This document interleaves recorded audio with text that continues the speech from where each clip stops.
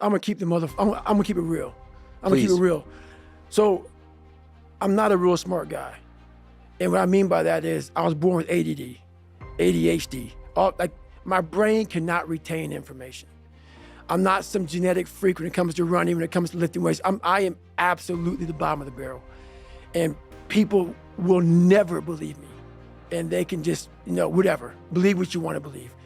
So when you ask me this question about what does studying look like for me, I have to go over the same page over and over and over and over again. While Jennifer can look at that page while she's, quizzing me, she'll learn it right then as she doesn't know anything about it. She will quiz herself or quiz me and learn it as she's quizzing me. It's the most frustrating thing in the world how my brain works. So what I do is I literally sit there with a pen and paper and I have my books and I go through and have to write everything down every single day. I will study the same page until it's photographic memory from writing the same thing down. And then from there, I'll go back through and relearn again. So I'll learn the bulk of it, but then I'll go through and learn the small things within that. So if it's a medication, I'll learn what the medication does. I'll learn how to even say the medication. Because these medications aren't like, like albuterol. No, it's very big words. So I'll go through, learn how to say the name. Then I'll go through, learn what the dose is. Then I'll go through, and this is like every single day. So not like, oh, I got it. Let's just go through. No, nothing is I got it. Every single thing. So I can't wait to get in this conversation because everything I do in life, it sucks. Everything I do in life, it sucks. That's why when I was 300 pounds and 24 years old, it wasn't like I had some big epiphany of, let's just go be a Navy SEAL and let's lose some weight. No, I knew my entire life was gonna be a struggle, which is why I just ignored it. And I said, I'm not even trying to jump off into this shit and learn how to read, how to write, how to memorize, how to become something I am not. But through that process, something happened to me.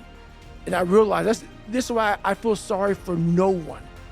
In this podcast, they're gonna really not like me because people are gonna think that I am maybe lying or maybe fibbing or exaggerating. No, I was the lowest form on earth, no talent, no ability to learn, and I literally know what it is to be rock bottom and to build that up.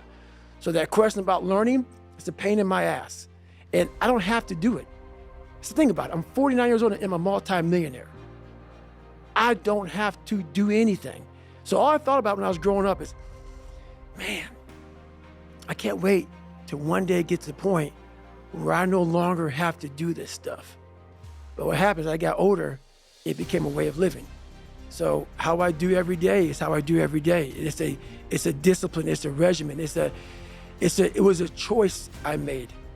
And the choice I made was, what are you willing to sacrifice and what are you willing to give up to find every bit of who you are as a human being? And I was willing to give up everything to do that. Like right now, I'm running. I'm not like a great runner. I'm not like injury free. So like my first 20 minutes of the run, I'm limping. I'm literally limping because I've had several knee surgeries and my body was twisted. And so now it's untwisting. So people look at me, oh, it looks like he's limp, like limping when he runs. I am limping when I run. My body's jacked up, so I'm focusing on how to get the best out of a broken body. So everything I do is a total focus on what I'm doing at that point in my life. It's a completely different world. Like it's just, both of them for me is suffering, but it's suffering a whole different way. Like when I was going through school, I'll never forget, I think I was in 3rd grade. And back then, ADD, ADHD wasn't like, here's this medicine, or here's this thing. They want to put you in a special school. Mm-hmm. So for me, I was so far behind in learning that their big thing was, let's just put him in a special school because he'll never learn. And through that process of like, I don't want to be in a special school. I don't want to be treated any differently. It really, like, I never took medication.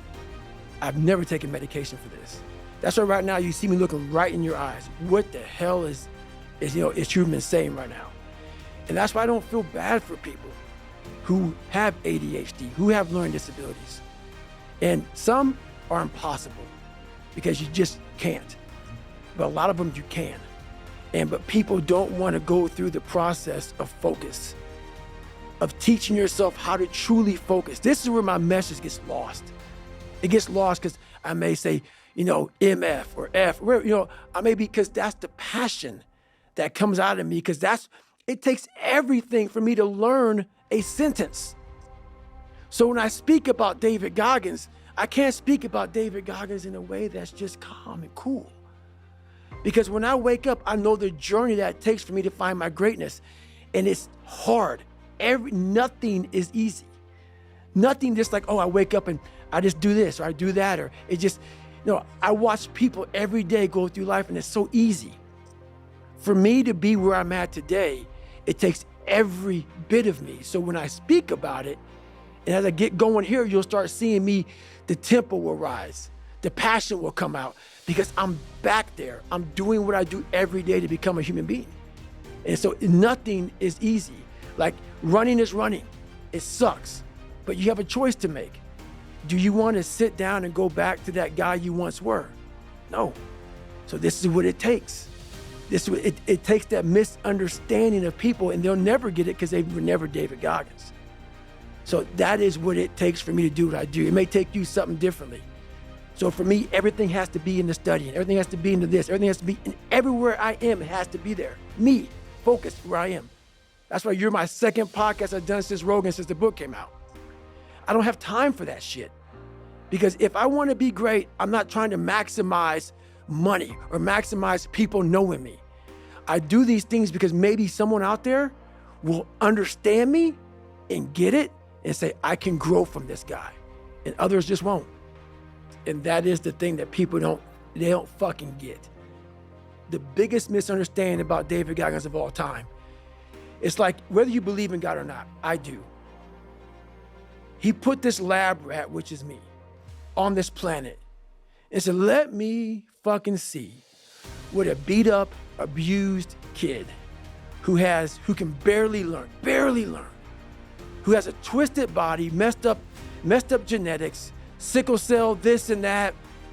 Let me give him everything that pretty much disqualifies you from the military.